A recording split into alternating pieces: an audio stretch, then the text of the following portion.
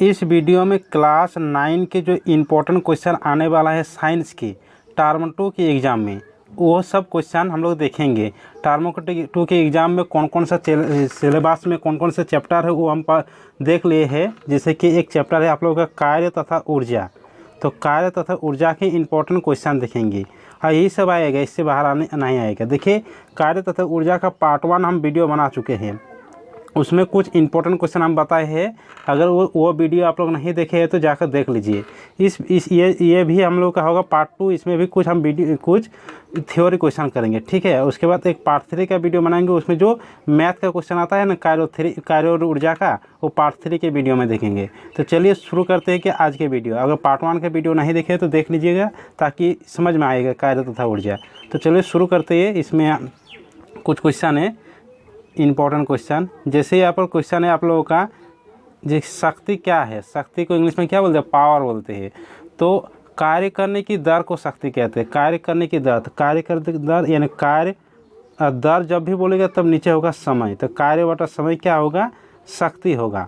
तो कार्य करने की दर को क्या कहते हैं, शक्ति। देखिए, एक बात का ध्यान रखिएगा, कार्य करने की क्षमता को ऊर्जा कहते हैं और कार्य करने की दर को शक्ति कहते हैं। तो कार्य करने की दर या ऊर्जा रूपांतरण की दर को शक्ति कहते हैं।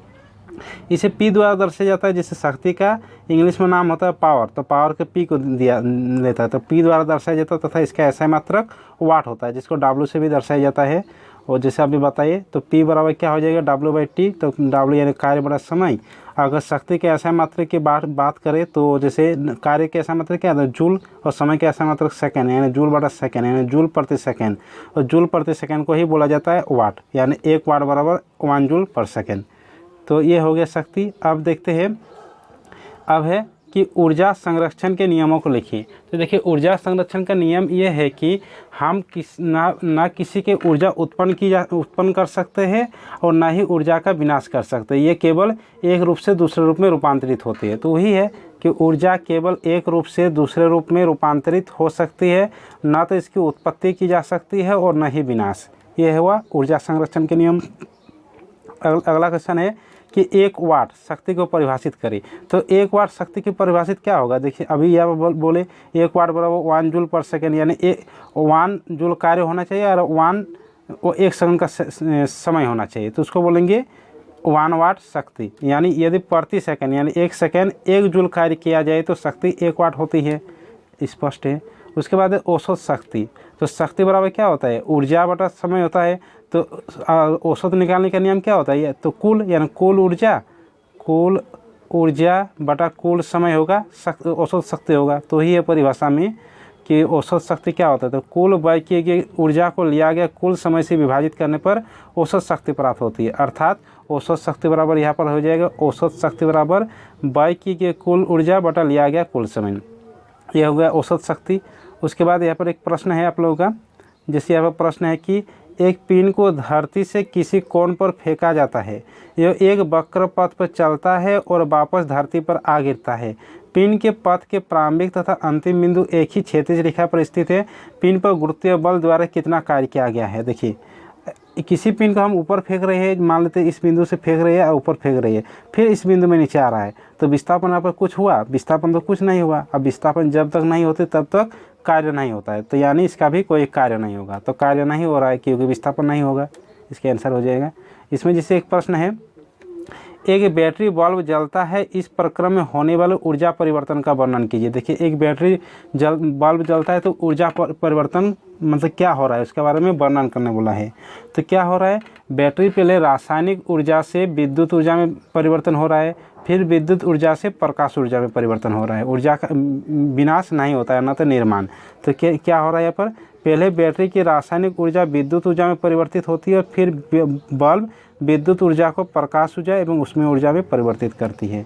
उसके बाद एक प्रश्न है यहाँ पर, इंपॉर्टेंट क्वेश्चन है कि मुक्त रूप से गिरते एक पिन को स्थितिज ऊर्जा लगातार कम होती जाती है, क्या ये ऊर्जा संरक्षण नियम का उल्लंघन करती है, कारण बताइए। देखिए, इसमें प्रश्न है कि स्थितिज ऊर्जा कम हो रही है, जो कि ऊर्जा संरक्षण का तो नियम नहीं है, क्योंकि इसमें तो ऊर्जा का विनाश नहीं होता, लेकिन इसमें बोल रहा है कम हो रही है। क्या बोल रहा है कि क्या उल्लंघन हो रहा है। तो नहीं, बिल्कुल नहीं हो रहा है। क्यों नहीं हो रहा है? क्योंकि जैसे जैसे स्थितिज ऊर्जा में कमी हो रहा है वैसी वैसी गतिज ऊर्जा में वृद्धि हो रही है। जैसे जैसे स्थितिज ऊर्जा अगर बढ़ रहा है तो गति बढ़ रही है ना इसका, तो ऊपर से अगर वस्तु को हम फेंक रहे हैं तो वही है इसमें कि नहीं, यह ऊर्जा संरक्षण सिद्धांत का उल्लंघन नहीं करती है। जिस अनुपात में स्थितिज ऊर्जा घट रही है उसी अनुपात में गतिज ऊर्जा में वृद्धि होती है। तो दोनों की कुल ऊर्जा अचर है। अचर मतलब इसमें कोई परिवर्तन नहीं हो रहा है। उसके बाद है कि मुक्त रूप से गिरता एक पिंड अंततः धरती तक पहुंचने पर रुक जाती है। इसकी गतिज ऊर्जा का क्या होता है? अगर ऊपर से हम किसी वस्तु को फेंक रहे हैं नीचे तो ज़मीन तक आते आते इसकी मतलब वस्तु रुक जाती है, तो इसकी गतिज ऊर्जा क्या होगी? तो वेग तो इसका शून्य हो जा रही है, तो वेग जब शून्य होगी तो गतिज ऊर्जा भी शून्य होगी। देखिए यहाँ पर मैं इसको गणित से समझते हैं। जैसे ई के बराबर क्या होता है? हाफ एम वी स्क्वायर, तो half m into v square. V कितना है? 0, तो 0 स्क्वायर, 0 से गुना है तो क्या होगा? 0 जूल। तो वही है डेफिनेशन में यहाँ पर कि चूँकि मुक्त रूप से गिरता एक पिंड धरती तक पहुँचने में रुक जाती है, इस अवस्था में पिंड का वेग शून्य हो गया। जब पिंड का वेग शून्य होगा तो गतिज ऊर्जा भी शून्य हो जाएगा। उसके बाद अगला प्रश्न इसमें है, प्रश्न है कि पृथ्वी के चारों ओर घूमते हुए किसी उपग्रह पर गुरुत्व बल द्वारा कितना कार्य किया जाएगा? अपने उत्तर को तर्क संकेत बनाइए। तो देखिए जैसे पृथ्वी के चारों घूमते हुए उपग्रह मतलब कितना कार्य किया जाएगा? तो कार्य इसका शून्य होगा। कैसे शून्य होगा? देखिए पृथ्वी के चारों ओर घूमते हुए उपग्रह पर किए गए जाने वाले कार्य की मात्रा शून्य है। जब उपग्रह अपनी वृत्तीय कक्षा में घूमता है तो उसकी कक्षा के त्रिज्या के अनुदिश केंद्र की ओर केंद्राभिसारी बल कार्य करता है। केंद्र की ओर बल कार्य करता है। उसके बाद तथा उपग्रह की गति की दिशा कक्षा के लंबवत होती है। लंबवत होता है यानी 90 डिग्री और cos 90 डिग्री का मान होता है 0। तो 0 जैसे W बराबर क्या होता है? F S cos theta. तो अगर ये ना तो एफ एस इंटू कॉस 90 होता है 0। तो ये 0 हो जाएगा, इसीलिए तो वही है यहाँ पर। तो कक्षा का लंबवत होती है यहाँ पर। उसके बाद है एक दूसरे के लंबवत होती है, इसीलिए अतः क्या गया कार्य एफ इंटू एस बराबर cos theta, F S into cos 90 0। तो एफ एस इंटू 0 यानी 0 हो जाएगा। इसको चित्र भी हम बना दिए यहाँ पर, जैसे यहाँ पर है चित्र कि अतः एक समान वृत्तीय गति की स्थिति में क्या गया कुल कार्य शून्य होती है। जैसे बल केंद्र की एक बल कार्य कर रहा है और उपग्रह की बाहर की गति काम कर रहा है। यहाँ पर कोण 90 डिग्री का बना रहा है, तो cos 90 0 डिग्री, तो सब 0 हो गया, इसलिए कार्य इसमें शून्य होगा। अगला प्रश्न इसमें है, अगला प्रश्न है ये वाला प्रश्न है कि शनि कहती है कि किसी वस्तु पर त्वरण शून्य हो सकती है चाहे उस पर कोई बल कार्य कर रहे हैं। क्या आप सहमत है? बताए क्यों। हाँ, शनि का कहना यहाँ पर सही है कि आंसर हो जाएगा हाँ। शनि का कहना सही है क्योंकि जब कोई वस्तु विराम में होती है तथा उसकी गति शून्य होती है। जब वस्तु विराम में रहेगा तो कोई तो गति नहीं कर रहा है, तो इसकी गति क्या होगी? शून्य होगी। तब उसमें त्वरण भी शून्य होगी। जब गति शून्य होगी तो त्वरण भी शून्य होगी।